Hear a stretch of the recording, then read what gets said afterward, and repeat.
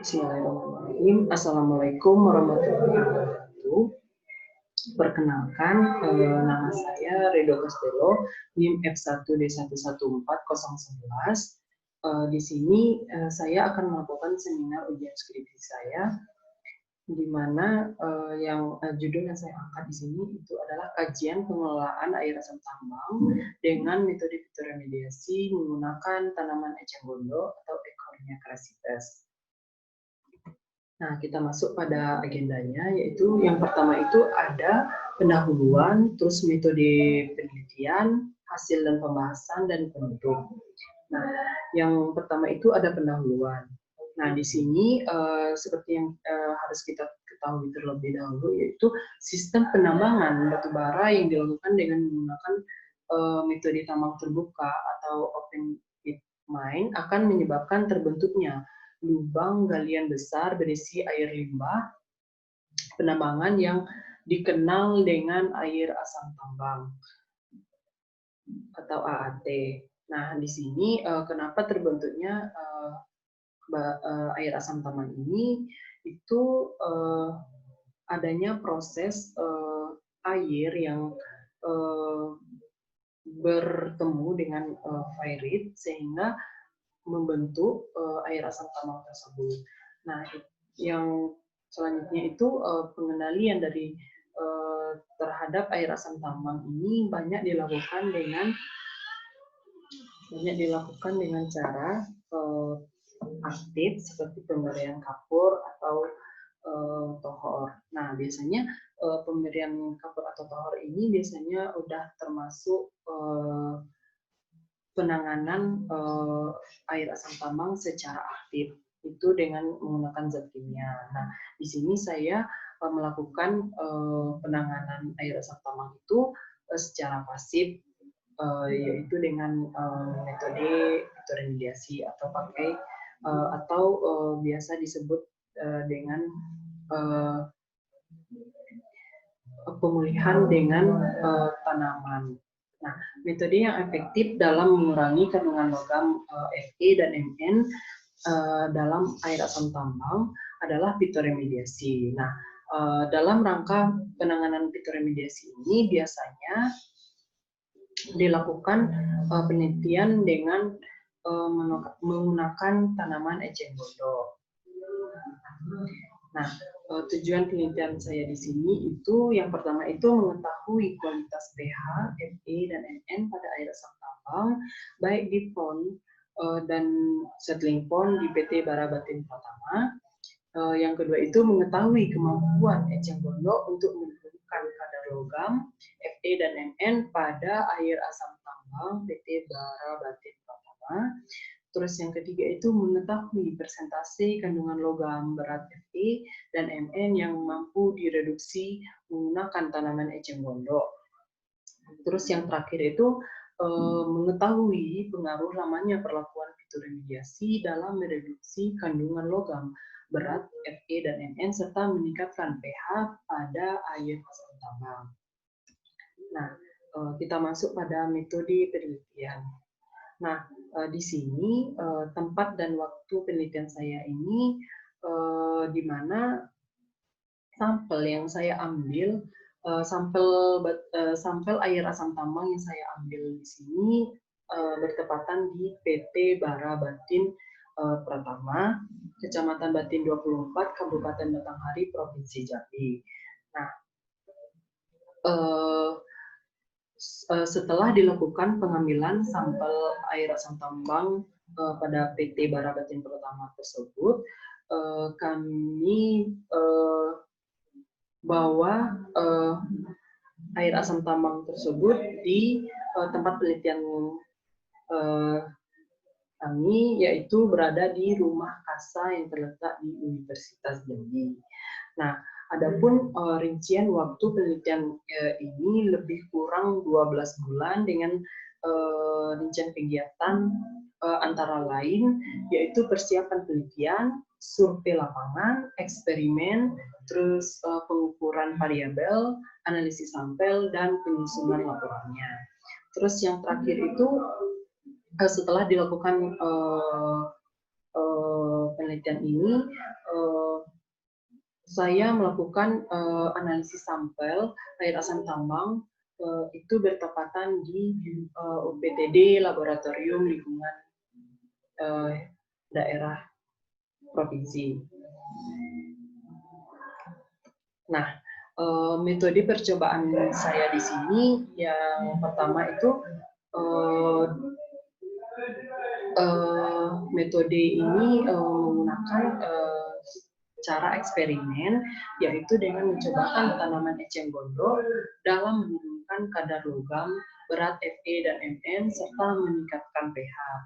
Nah, di sini saya melakukan percobaannya yaitu menggunakan 4 box, di mana 2 box dari Fron, air asam tambang dari Fron, yang 2 lagi air asam tambang dari Setlimpon. Nah, sehingga ini percobaan saya itu ada 4 dengan pengulangan 2 kali. Nah, kedalaman maksud saya air asam tambang pada tiap boxnya itu dikembangkan biasanya 7 batang eceng gondok, di mana kriteria eceng gondok yang digunakan di sini yaitu berwarna hijau tentunya, segar, tidak mempunyai anakan, dan juga memiliki tinggi 10 sampai 14 cm. Nah, selanjutnya hasil dan pembahasan saya di sini, hasil pembahasan saya di sini adalah di mana kondisi pengambilan sampel air asam tambang dari Fron dan Setlimpon di PT Barabatin Pratama ini, di mana di Fron ini memiliki pH awal yaitu 3,5, di mana warnanya keabuan dan berbau. Nah, ini juga yang terdapat di Setlimpon, di mana pH awalnya yaitu 2,1, warnanya merah kekuningan dan berbau juga. Kenapa di Setlimpon lebih rendah pH-nya dibandingkan di Fron? Dikarenakan di Setlimpon ini air limpasan yang berada di stok file itu mengalir ke Setlimpon yang berada di bawah stok file tersebut. Nah, itu terdapat pada gambar yang ada di Setlimpon. Kita lanjutkan. Ini hasil analisis air asam tambang PT Barabatin Pratama ini.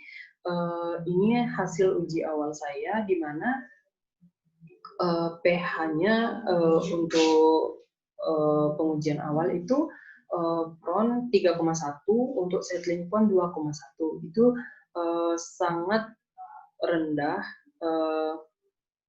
dan berada di bawah baku mutu. Nah, untuk yang besi atau Fe itu untuk yang di Fronnya itu 0,043, terus yang untuk yang di Setlimponnya itu 3,2 mg per liter. Sedangkan untuk mangannya yaitu 2,40, dan Setlimponnya 22,80 mg per liter. Nah, ini adalah hasil analisis awal saya. Selanjutnya, hasil pengukuran pH air asam tambang di Fron dan Setlimpon ini terlihat pada nilai pH di grafik, yaitu di mana untuk pengukuran awalnya itu yaitu berada di bawah baku mutu, di mana itu masih yang biru itu yang berada di prone, yang oranye itu berada di settling point. Nah, yang di prone ini mengalami kenaikan secara signifikan, dan juga di settling point mengalami kenaikan secara signifikan. Itu dikarenakan ada bantuan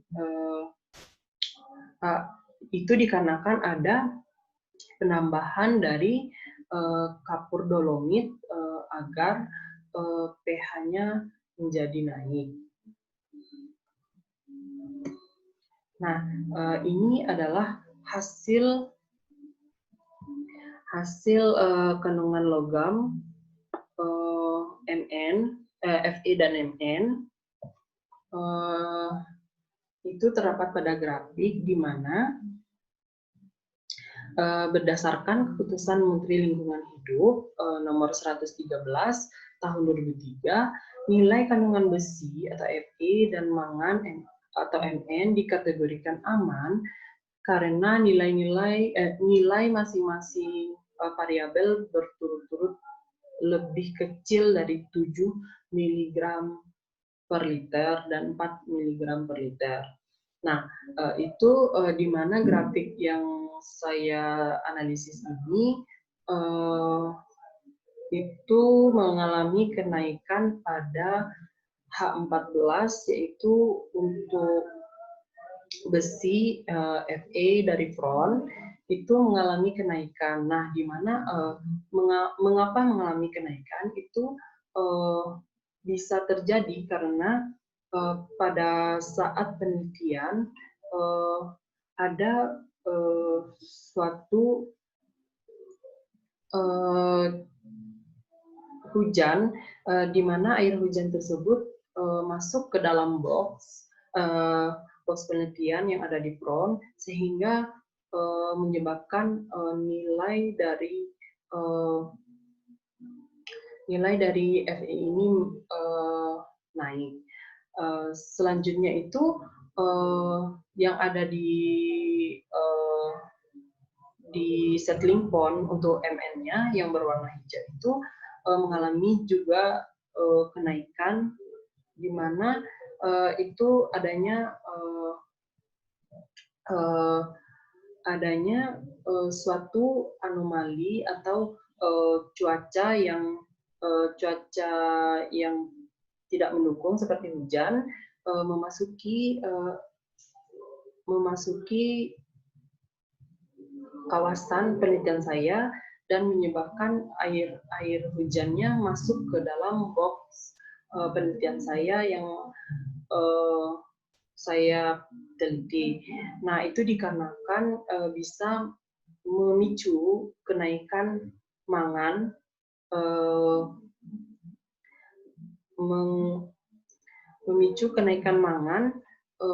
pada settling point yang ada di box settling point. Nah, selanjutnya itu biasanya untuk mangannya itu mengalami kenaikan tertinggi pada hari 28. Nah, kalau untuk yang prone-nya itu, untuk Fe itu mengalami kenaikan pada H14. Selanjutnya, nah ini pertumbuhan eceng gondok untuk tahap akhirnya, di mana pada prone itu untuk logam Fe 32,5% itu mengalami kenaikan yang seperti yang saya jelaskan sebelumnya. Terus yang Mn mengalami penurunan yaitu sebesar 97,87%.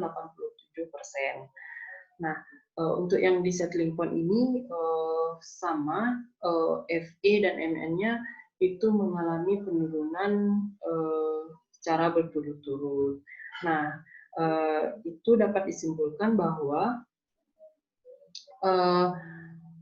penyerapan tanaman eceng gondok di settling point baik baik Fe dan Mn itu lebih efisien daripada penyerapan penyerapan air asam tambang di PRON. Nah, kesimpulan dan saran saya di sini adalah yang pertama itu derajat keasaman pH air asam tambang pada PRON dan setilin PON PT Bara Batin Pratama berada di bawah baku mutu air limbah kegiatan pertambangan batu bara. Terus yang kedua itu penggunaan eceng gondok mampu menurunkan kadar logam Fe dan Mn pada air asam tambang PT Bara Batin Pratama. Terus yang ketiga itu persentase penurunan kandungan logam Fe pada sampel yang diambil di settling pond mengalami penurunan sebesar 99,61%. Penurunan logam Mn-nya pada sampel di front sebesar 97,87%.